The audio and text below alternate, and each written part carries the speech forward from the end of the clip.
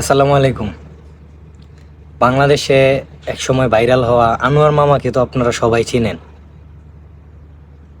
যার জ্ঞান বুদ্ধিমত্তা সাধারণ মানুষের মতো না।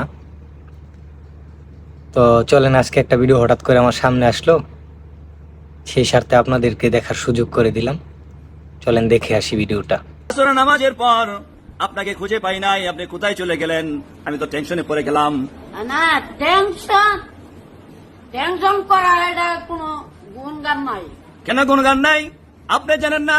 আপনি যদি মাদ্রাসায় না থাকেন, কোথাও চলে যান, আমি টেনশন করি।